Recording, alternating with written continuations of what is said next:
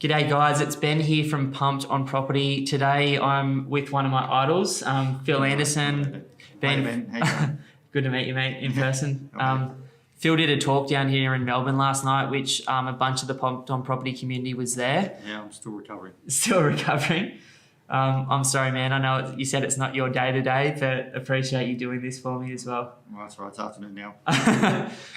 Phil's looking to go out for some lunch as soon as this is over, so I've seen him looking at the clock, and hopefully today I can ask some of the questions that we all have for Phil and keep it conversational and, you know, hopefully keep Phil in the room for half an hour or something like that. First question that I had was, when did you start noticing cycles in your life? Ben, that goes back a long way. I don't know, 10, 12. Other kids used to be playing marbles, but I was collecting newspaper cuttings on the gold price, believe it or not. So I wanted to understand a bit more about why things moved as they did. I don't know why I had that bent, but it was sort of mixed between trying to become a professional golfer and stuff. It was, you know, anything to just not go to school. I hated school, so I had to do other things, you know. Yeah. And I thought if working life is like this, and it's not even as enjoyable at school, because I just want to get out of school. Sure. I thought I'd better do something I was interested in. And even at 12 or 13, I was thinking that. So I was looking at the stock market. I just happened to be looking at prices and things. I just used to record them on just the day's prices, right? And I just noticed they went up and down, so we left it at that. But you know, you noticed as well, you know, there were just things you could see, and my father or my folks ran a embroidery business. It's ladies' lingerie and stuff. I mean, fashion goes in cycles. And that forever, you know, people working in that field were forever trying to forecast what might be next year's fashion and what would work, what doesn't work. Sure. You know, what went round came round. You could see it. It was just. I remember you telling in Brisbane when we were there that your parents' business actually did better in a GFC because people felt like having a bit more fun at that time when things were no good. Yeah, it was prior to the GFC. We're going back 30 years, the one before. But yeah, it was just. We noticed that so we had an embroidery business. You can make things look a little better than they are by adding embroidery to stuff. Sure. And yeah, it was more popular in downturns. So and that's what we did. So you know, we had a profitable business in a downturn. It was one of the few that is. And when did cycles become your full-time business and full-time, you know, passion? When I wanted to get out of the family business, it was a little stressful. I've always done economics. I've done economics and accounting at university. I noticed when I did my economics degree a long time ago, economists just didn't seem to have any idea what was going on, despite the fact that what was out there, it was abundantly clear that what they were proposing just doesn't work. Sure. So I just thought it might be. My basic aim was really to try and work out and to try and prove that you can forecast. That was the basic thing. I've always thought you can have a decent idea of what the future might bring. Mm-hmm. You know, Ben, don't get me wrong. I'm not saying you can.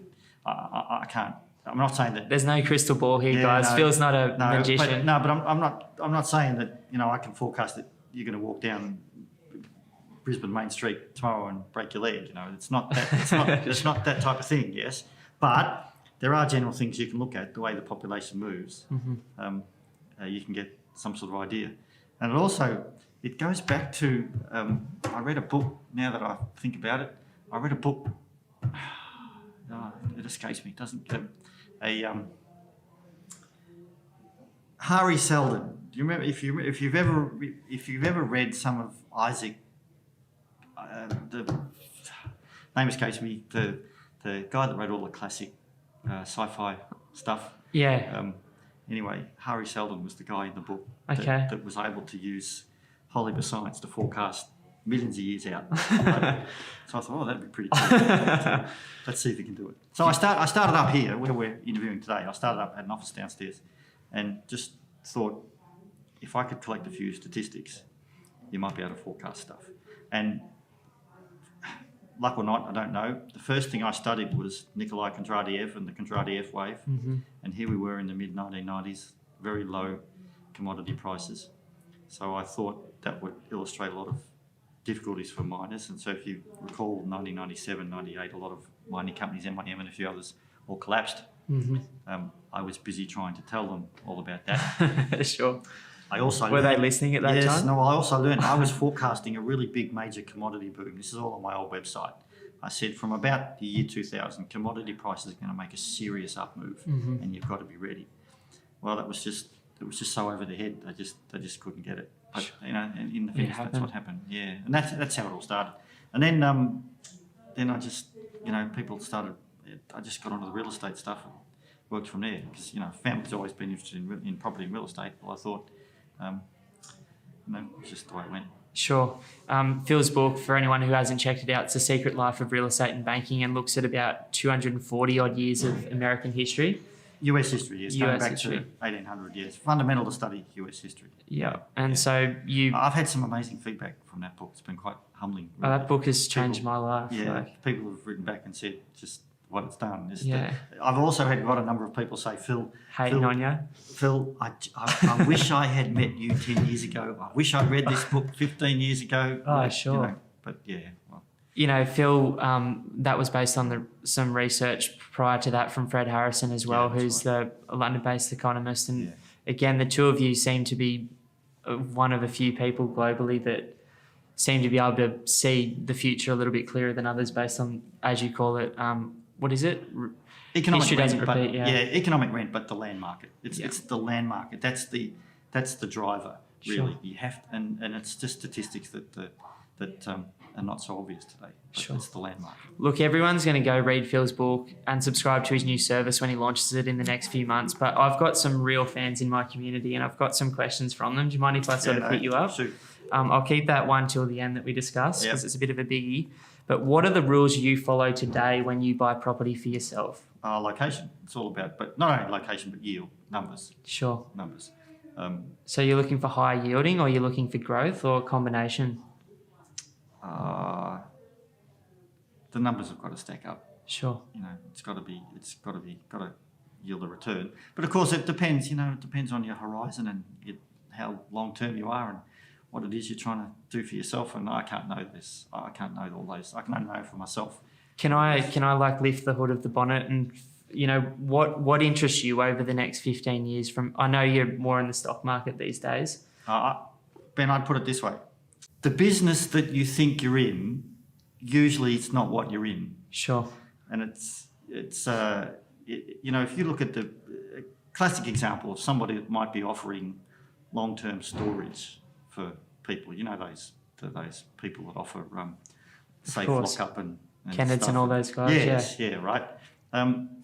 If they're smart about stuff, they're not really in the long term. They're not really in the storage business. Mm-hmm. They're sitting on a block of land. Sure. In the long run, what's going to make them more money? So the idea is to think about what business you're really in. It's like a hairdresser. Hairdresser, I'll tell you, they cut hair. But are they really cutting hair? They're in the business of trying to make people look better when they walk out than when they walked in. I love this. Yes? Okay, yep. So that's the thing. That's what you've got to look at. You got to know that. Sure. Yeah. And so when you buy for yourself now, do you buy for passive income and yield, or are you always looking for that future potential based on that location value and enclosing that economic rent down the line for that bigger profit or payday? No, in London, I've just been looking at, we still do, just trying to add value to the site, sure. really, and then, develop it a little bit. Okay. And sell it on. I'm more in the development field. Me personally, I'm not really looking to hold property. I'm so happy to hear that. And one of the other things I do, this is a bit of my Henry George background in a way. I don't like seeing empty properties. I don't like seeing derelict properties. Sure. So I have spent a bit of time trying to bring old properties, derelict properties, back into use. That's awesome. Because I like to see them. I like to see people living there. or a business in them, and whatever else. Sure. Especially in London and around England, there's just so many unused, underused, or derelict properties around. And it's dreadful.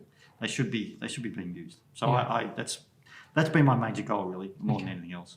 Get And them. I try to make money by doing it, which is fair enough. Sure. Yeah. Okay. Beautiful. The next question that I had was, you've just sort of answered it, but do you sell property at the top of the cycle in preparation to rebuy, or do you hold? You sort of Stuff said like you that. don't No, hold long term. once you buy property, never sell. Okay. Why would you sell? Yeah. Can't see it. The only thing with the cycle, obviously, is when when you're at the top. If we've got all the dates, and I've been able to see that clearly in the past. Sure. You just don't become highly leveraged, and you just don't do stupid things. Okay. It's not always that easy. The other thing too, of course, which has been useful, and a number of people that have bought my book when they've written back to me, they've bought it not only for themselves but also for their kids, because how often have you seen it where your kids come into the market almost exactly at the wrong time? Completely. So I've tried to. People who've bought the book for summertimes, they're trying to tell the kids, I know, my son's going to be probably looking for his first property around 2025, 2026. Yeah. I don't want him.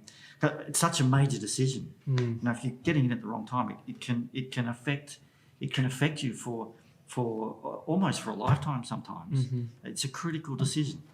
So I don't want him making the same mistakes and messing up right at that peak. Should it happen? Feels. I'm paraphrasing here, and I'm probably going to be corrected as well, but it's a rough 14 years up with a bit of a dip in the middle, followed by a 2 to 3 year major correction and then a slow recovery. That's about right. Into the next cycle. So 18.6 years, give or take 2 or 3, either side. But effectively, what Phil and I don't want to see is people over leveraging at the wrong time at the top to then, lose 30, 40, 50% or even further. And as you said, it could take 10, 20 years to recover. Yeah. More just the emotional recovery as well. When you should be going hard, often that scar tissue hangs with you and you don't. Yeah, absolutely, yes. Yeah. That's right. Yeah. The next question is, what happens to credit in a GFC style environment or a previous recession, and how can investors over the next 5-6 years set themselves up in the best position to still look good for the banks at that time? Because that's a big question a lot of my community has. How did we keep moving forward if income drops, if yields drop, etc., to look good for the bank to borrow more money when no one else is? Oh gosh, that's a difficult question. You have to present yourself to look good to the bank, obviously. Cash flow, cash in bank. Well, first up, you want to make sure you've paid you pay things when they're due. Sure. And don't take advantage of stuff. Give yourself a good. I've always had a good credit record. Plus. Oh, that's a tough one. No, I didn't give you this one before, so I'm throwing you on the spot there. Keep yourself good with credit and stuff. But I don't know if I can answer that question directly. You've just got to know. You've just got to know yourself and how you react, and give yourself a good past history and present yourself well. That's sure. the only thing you can do. Okay, I'll talk about that in another video as well. This is the question that I think I really wanted to ask, which is, you've learnt so much. If you were starting again today, if you were 20, 30 years of age with everything that you know, what would you do differently, and how would you be setting yourself up over the next 30 or 40 years? Yep. Well, what I'm about to say probably can't be replicated anymore. Sure. But if I had the chance to, if I knew then what I know now, sure.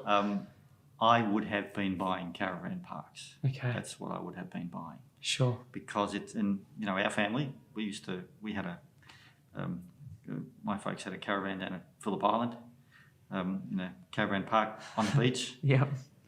What could only be described as the perfect location. Sure. It's no longer there, obviously. So some developer has come Not along. at all, yeah. Yes, and they've bought the land and they've put on some really nice developments, and it looks really good, and it's enabled people to live really well by the beach. So really, I remember the old caravan park owners. Yeah. They thought they were running a caravan park. Sure. It's not, in hindsight, it's not really what they were doing, really. They're just minding the land for a developer, aren't they, really? Absolutely. So I'm sure, probably, I don't know this for certain, I'm just assuming, but I have a fair idea that former caravan park owners have probably sold to someone else as a caravan park. Yeah. Yes, and the guy that's bought it, if he was street smart, he's probably saying, all right, I'll just tell these guys it is a caravan park, but I know it's a development site. Yeah. And, the uplift. Beautiful. And you can see, you go around Australia, caravan parks disappearing.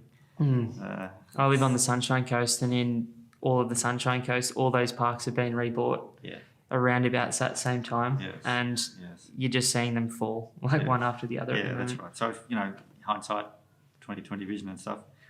But having said that though, the strategy, you're not going to just necessarily find the same things these days. Mm-hmm. However, having said that, I can't talk about Brisbane. Don't know it so well. Sure. But you just look in Melbourne. Melbourne, it is. You just walk around town. It is so underdeveloped. I don't know if you've had a chance. I was walking from here to there, and there's a 28-story building next to a 2-story one. And yes, Melbourne doesn't feel like Tokyo. Absolutely. Melbourne has, I believe, I don't know the full statistics, but Melbourne has still a lot of what is called walk-ups. Mm-hmm. That's 2-story buildings in the central business district in the CBD that don't have a lift. So you've got the ground floor and the first floor, and stairs to get up to the second floor. A lot of those. If you happen to walk down Elizabeth Street, just Elizabeth Street from Flinders Street Station, you walk right up towards Melbourne University. The sites there are basically almost just still 2 and 3 floors. All that has to be redeveloped. Mm-hmm. Now that's just in the CBD itself. Sure. Somebody's got to do that, and it'll happen. It'll happen more and more now. Now that they're building the stations now they're putting in, mm-hmm. and the new metro train line. Yeah. But not only that, if you were just to go around, just sort of not central Box Hill, just it's about 10 k's out of town, but more, just say about 500 metres, maybe a kilometre outside of central Box Hill station, mm-hmm. there are places there that are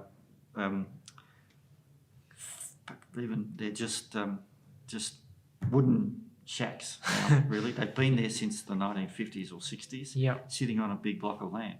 Well, that's today's. Because you've obviously been all over the world and seen it, my thoughts is until within 10 k's of Sydney, Melbourne, Brisbane is, as you said, skyscrapers, the land hasn't been accurately priced for the future. That's right. Well, they don't have to be skyscrapers, but they've just got to be better housing. Sure. It's housing. Maybe you could instead of one's rotting wooden house, you could put some really 2 or 3 really nice units, mm-hmm. and you have to rebuild the city that way because it enables better living. It enables all the appliances and stuff that everybody want. Sure. Not only that, but you've got all the better technology and stuff that goes in it. This is what people want these days. Sure. So all this is coming. It is going to be done, mm-hmm. and I think this is going to go on for the entire 21st century. Yeah. And very bullish overall, especially what I see in Melbourne. It's incredible, really. Sure. And the opportunities are enormous. What if you don't come from your background with your level of success / appetite for these things, what if someone's sitting there, they can't afford a caravan park, they can't afford a development site in the city? How do you slowly play out the cycle? If you're just the average person earning $100,000 a year combined, and that's their life. In my opinion, I can't tell anybody else what to do, but in my opinion, you have to find a way to get into the market to get some land. You have to find a way to do that because as you know, the land price, the land value takes all the gains of society over the long term. Mm-hmm. You have to find a way to get in. Doesn't matter how you do it, you just have to get in. Sure. So you just start. And when you just start. You don't worry about what anybody else is doing. You don't worry about where you are in the cycle. Sure. You don't worry about whatever you're doing. You try and get some decent suggestions and advice, from people like yourself that know a bit about it. But you get in. You just get in. And what happens once you get in? you make a decision, you get in, and it just opens up a change. It opens up something that will eventually come your way, because all of a sudden you're a landowner. You're a landowner. And it changes perspective, and it gives you the opportunity to have other stuff coming your way. You just got to start. Just get in. Whatever it is you got to do, you just get in. What Phil's talking about there is the enclosure of the rent or the gains in society, that surplus is always taken back from the land. So if you look at the Australian government at the moment, by 2024, they're expecting, if the current government stays in, which who knows, but they're saying that anyone earning up to $180,000 a year will be taxed at 30%. Now, some of those people are currently taxed at 47%. As you said, there's a surplus. Rents and land is where that money flows, but people just don't get that. No. My last question, and I'm so grateful for this, I'm just like a little kid here, is what are the major investment lessons you've learned over the last 30 years? Now, there's heaps, but just some of the biggies that young guys like myself can learn from and hopefully apply moving forward without having to go through it the hard way. I think we've all got to do these things. Some of the major investment decisions. Major lessons. Lessons. Stuff you've learnt the hard way, which is losing cash and losing opportunity more than cash even. Know and understand the person you're dealing with. If you're in partnerships with people, know that things can go wrong. Sure. You probably should try and operate yourself where you can. Mm-hmm. I've been in business here and there with a number of people where it just sort of didn't work out, and then you get into arguments and stuff. It's good to see that you're a free agent again now. I'm very excited about that. Yeah.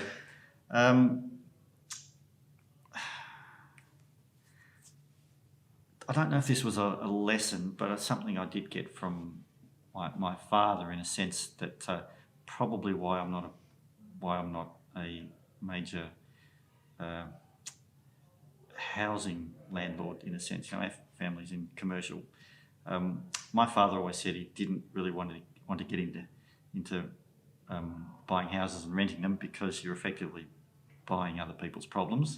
Sure. So I learned that before I even started. I think I've always been happy with that, which is why I've done development stuff, and I'm more comfortable with that. Sure.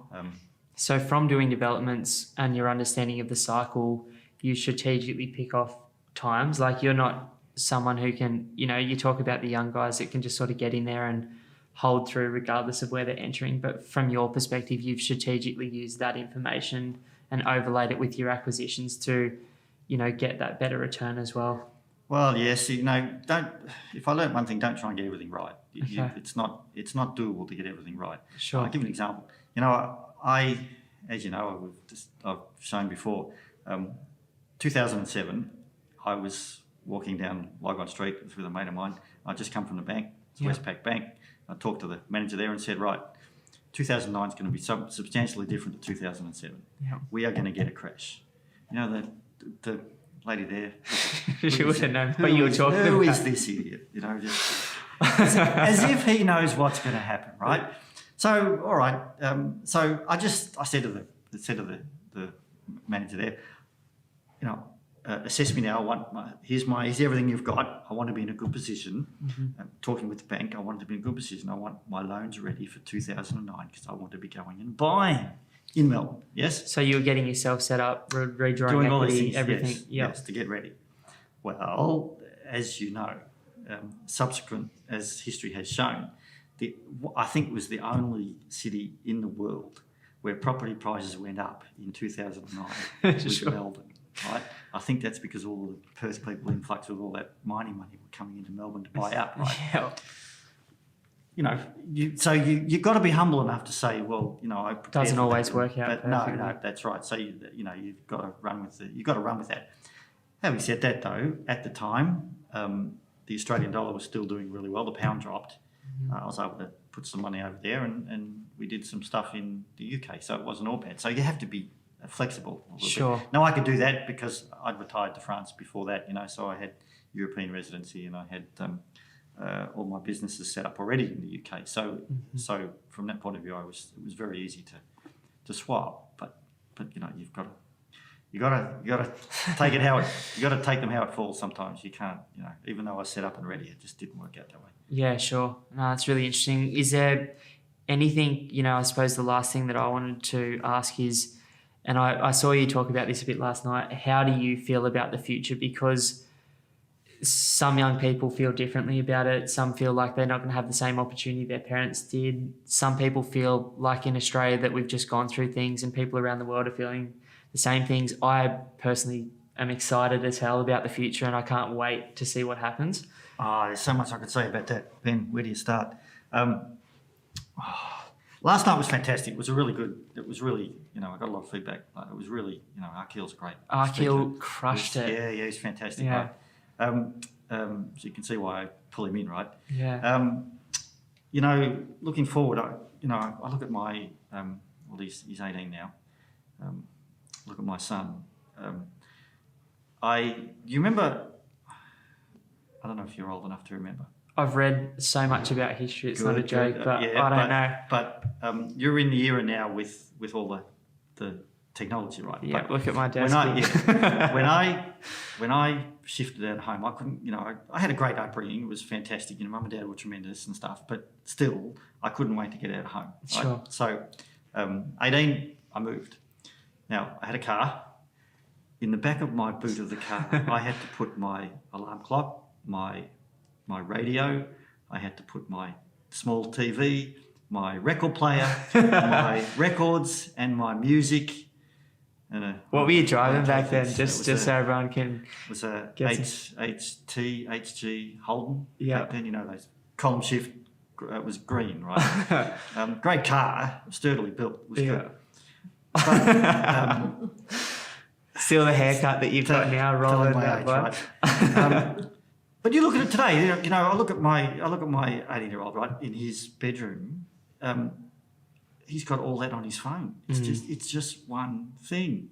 So if he likes it at home, he's got it really good, right? So I don't think he ever wants to shift. We'll probably have to kick him out. But it's just a completely different scenario. Now, having said that, right, people worried about cost of housing, the cost of living, and everything else. It's always been tough. There's never been a situation when it hasn't been tough as young people when you're starting out. I'm just going to reaffirm that it has always been tough, and this time is no different. That's right. So don't start thinking at the moment that you're different to anybody else, the young people coming through. It's not. But I think the logic is slightly different. I grew up, coming through the late 70s and the 80s. The mindset was a bit different, and I've explained that because we were on the downside of what's called the Contrarian commodities wave. It was a little bit different. The opportunities, it was a bit. I think, in my view, it was a little tougher than today because the unemployment it was harder to get a job, especially for working class. And the mines were shutting down, and there was lots and lots of turmoil and things. These days. You can basically start up something from your bedroom in some things. Yep. So, I think you've got to think through these things, but the opportunities are substantial now. But that doesn't mean it's easy by any means, and it doesn't mean it's cost-free either. Sure. Housing's expensive, obviously expensive, but mate, it's always been expensive. As you know, history shows it's always been expensive. Sure. And you just have to find a way to get in, get on, and keep trying to have other people pay off what you're trying to do. An example of this, I was speaking to a bloke last night, and I'll share one of your stories if that's okay as well. So this guy last night was from Hong Kong, and he said, Ben, Melbourne, from my perspective right now, is 30% cheaper than it was last year. And I said, what do you mean? And he said, with the dip in the Australian dollar and the 15% correction, Melbourne looks like they're selling it on a fire sale at 70 cents in the dollar, and that's why you're starting to see the spike in Sydney and Melbourne again. And those types of things, it might be expensive to an Aussie earning whatever, but to the rest of the world, some of these cities are safe. That's a good point. That is one thing that is slightly different. That might be making things a little bit harder. I'd accept that. Global. The fact now that cities like Melbourne, Sydney, and a few others, it's not just a city for Indigenous Australians for Australians and local people. It's now a buyer's market, and you can be anywhere in the world Sure. to do that. Other cities are facing that as well. This is not something it's for Australians a little bit new, but hey, I remember the days, Australians would all go to Bali and try and buy a property in Bali. Sure. And the locals, you're pricing them out. Sure. So we're now being priced out. So it's just a little bit of history repeating, but in different locations. The second thing you said last night, and the guy next to me, Google's just launched their first credit card, so they're now moving into finance. And you sort of said, well, Apple's got $270 billion cash in the bank. We might see Apple move out of some tech and into property at the later stages of the cycle. So there's always potential for things to change. Now and you've made a innovation to very come. interesting point, and this is why I urge people to study history. It's why I urge people to read my book, because the history is in it. You can't look at the second half of the cycle. You can't look at the second half of the cycle and extrapolate it from the first half of the cycle. It's going to be different, and you have to extrapolate all the past history, but apply what you learned into the next cycle, and you can see that people will start to see Apple. Akil made a great point last night, which I'm not sure a lot of people picked up on. People will start to notice as the cycle develops. People start to notice that there's more money in what we call the rent. They don't see it as rent, but there's more money in doing that than actually working for a living. Yeah. And Apple, Google, Ali, the Chinese companies, Alibaba. yes, those guys. Alibaba and all the others, they will start. It's highly likely that they'll start moving into finance and possibly even mortgages. Sure. And they'll do that from a technology viewpoint, and the people with the technology, the younger people coming through, they'll deal with that much better than we older folk, and they'll gravitate to that because it'll all be on their phone. I spoke to an Uber driver on the way here, and he said that he had a bloke in the back of the car yesterday that had just started his own bank. Ninja, he just changed the N and put X. You know what I mean? This is just a punter in Melbourne starting his own bank. Yeah, that's right.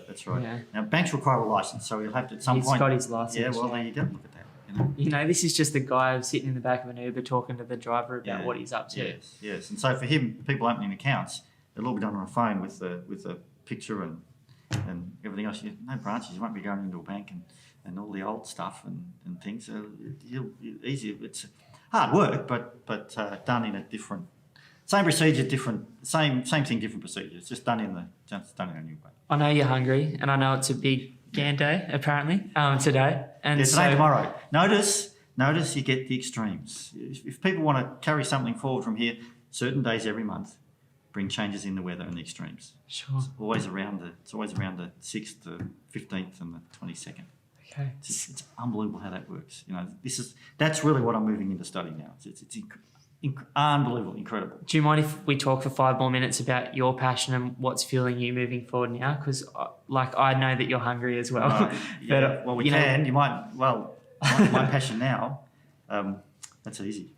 I am sick and tired of government. I'm sick and tired of politicians, and I would like to see a world where politicians are not paid, very minimal government, and the funding comes partially from the rent. Sure. And that's what I do now. That's what I'm interested in. Pretty simple, but I just think there's so many people like me who are just sick and tired of the bloody politicians. They're just not getting anything done. And it's all right in Australia. Basically, I think Australia's a pretty honest system, and I think the politicians here basically. You showed us an article yesterday on stage of a payoff, but these things happen. The developers paying the Labor Party out in it's pretty good compared to everywhere else. But if you're looking at South America and places like that where there's dictators in charge, they're ripping off the country blind, and the people living in dreadful conditions. I think it's about time the world did something about that. Just simply put in a better system, get rid of these dictators that are just.